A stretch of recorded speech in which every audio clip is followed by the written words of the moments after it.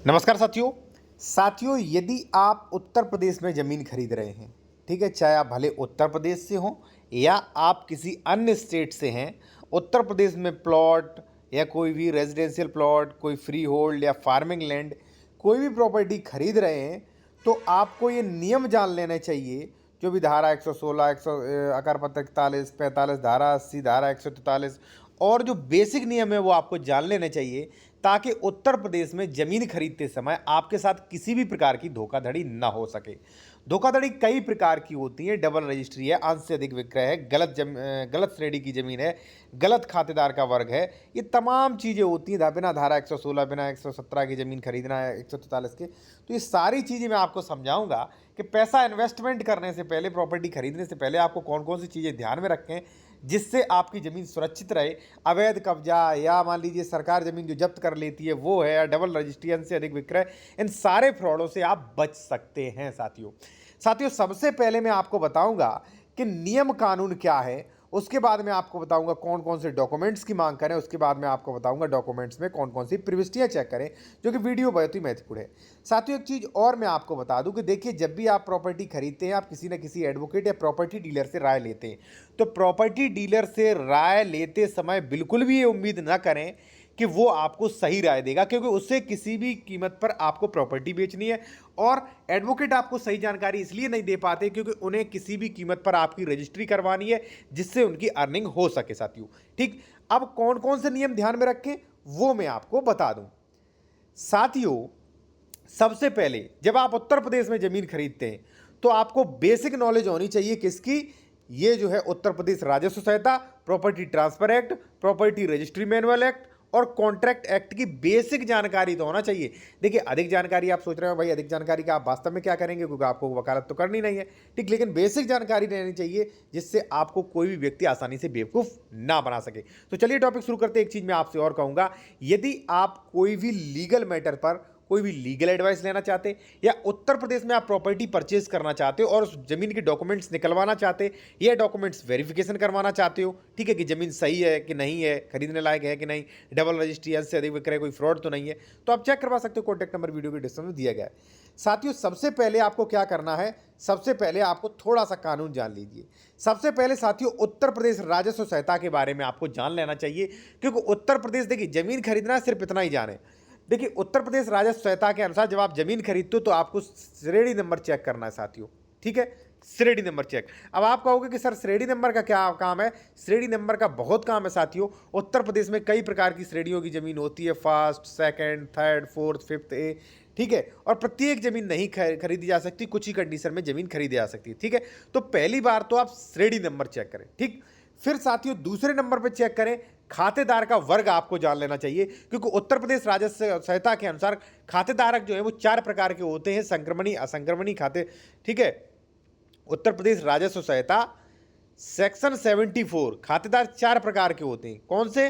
संक्रमणी, असंक्रमणी, आसामी, सरकारी पट्टेदार, ठीक है। सभी को जमीन बेचने के राइट्स नहीं होते हैं। अगर मान लीजिए सरकारी पट्टेदार, आसामी या मान लीजिए अन्य ने अगर जमीन बेच दी तो जमीन राज्य सरकार ने कर ले जाएगी आपको, ठीक। उसके बाद आपको सेक्शन 98 के नियम को जानने चाहिए, क्योंकि सेक्शन 98 जो है वो भूमि बेचने पर प्रतिबंध लगाता है। SC ST के जो लोग हैं उन्हें बेचने पर प्रतिबंध लगाता है, वो एक जान लीजिए आप कानून, ठीक है। इसके बाद साथियों आप जान लीजिए मिंजुमला गाठा के बारे में। इसके बाद जान लीजिए 116, 117 के बारे में, ठीक है। जहां 116, 117 की कार्रवाई नहीं होती है, कई सहते खातेदारक हैं, मिंजुमला नंबर है, तो वहां पे परेशानी हो जाती है, ठीक है।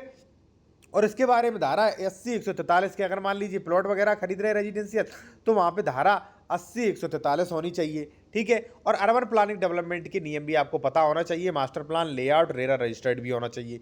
ये चीज़ें आपको जान लेनी चाहिए, बेसिक सी, ठीक है। अब साथियों प्रॉपर्टी ट्रांसफर एक्ट भी जान लेना चाहिए, क्योंकि प्रॉपर्टी ट्रांसफर एक्ट में कुछ सेक्शंस है, ठीक है। उत्तर प्रदेश रजिस्ट्री मैनुअल भी आपको जाना चाहिए, कॉन्ट्रैक्ट एक्ट भी जाना चाहिए, सारी चीज़ें जानना चाहिए।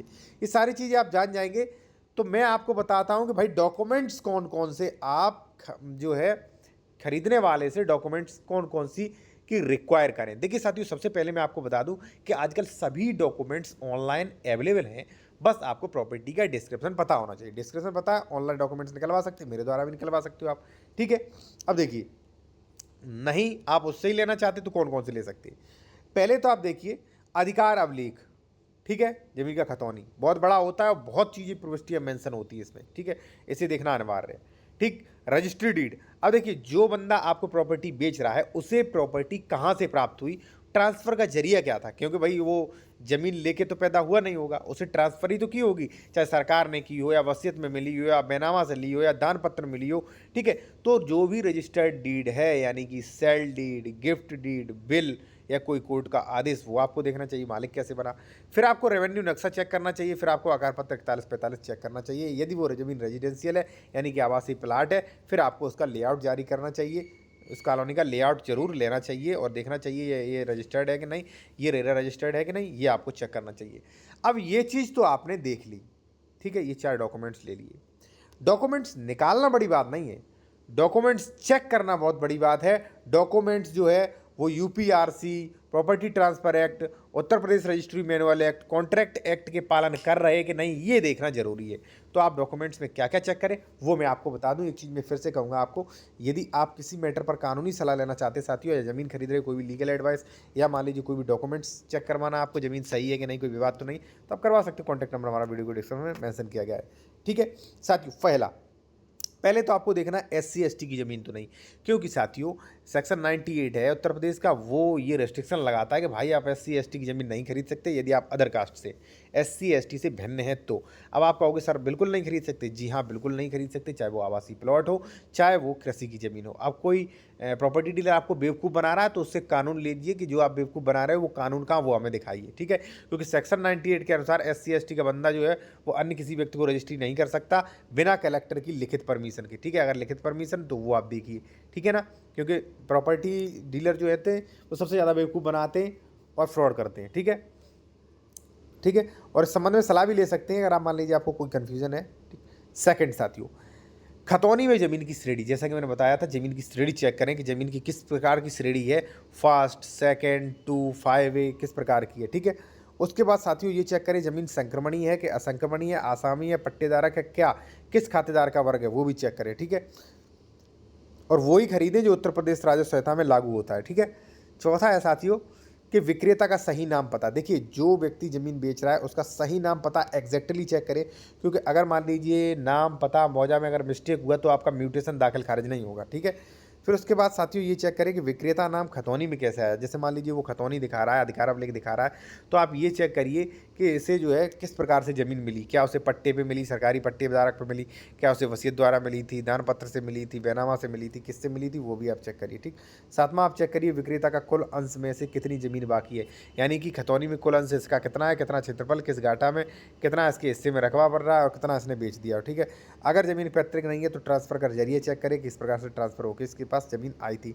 नौवां साथियों में है खतौनी पर हुए सभी आदेश चेक करें कि कोई स्टे का आदेश तो नहीं है, कोई खुर्द-बुर्द रोकने का आदेश तो नहीं है, कोई धारा 116 का, धारा 24 का, धारा 144 का या कोई भी अन्य आदेश तो नहीं, सभी आदेश चेक करें। और जो है कोई आदेश पेंडिंग में तो नहीं, ये भी चेक करें, बंधक वगैरह तो नहीं, ये भी चेक करें। और मान लीजिए आप ये मेरे द्वारा चेक करवाना चाहते हैं तो मेरे द्वारा भी चेक करवा सकते हैं, कॉन्टैक्ट नंबर वीडियो के डिस्क्रिप्शन में दिया गया साथियों, ठीक है। नौवां बता दिया है मैंने आपको। 10वां क्या चेक करना है, खतौनी बंधक तो नहीं, उस पर लोन तो नहीं, ये चेक करना है। 11वां साथियों चेक करना है कि ज़मीन पर कोई भी केस, रेवेन्यू केस पेंडिंग तो नहीं है, ये भी आपको चेक करना है। 12वां आपको चेक करना है साथियों कि रजिस्ट्री में विक्रेता ने कितना खरीदा था, ठीक है, और खतौनी में कितना शो हो रहा है, दोनों सेम रकबे हो रहे हैं कि नहीं, ठीक है। और देखिए खतौनी में रकबा निकालना काफ़ी मुश्किल होता है, पारिवारिक सजरा बनाइए या आप रजिस्ट्री देखिए तभी रकबा निकल सकता है, ठीक है। उसके बाद आप ये देखिए विक्रेता ने कितनी ज़मीन की रजिस्ट्री कर दी है, मान लीजिए उसने 5,000 वर्ग मीटर ज़मीन खरीदी है तो उसमें से कितनी बेच दी है, कितनी बाकी है, ठीक है, ये भी चेक करिए, ठीक। 14वां आप चेक करिए कि विक्रेता के साथ डबल रजिस्ट्री वाला फ्रॉड तो नहीं हुआ। देखिए कई बार क्या होता है विक्रेता के साथ फ्रॉड हो जाता है, फिर विक्रेता जो है वो आपको ज़मीन निकालने के चक्कर में रहता है, कैसे भी ज़मीन बेच दी जाए क्योंकि उसने तो बेकार ज़मीन खरीद ली है, ठीक।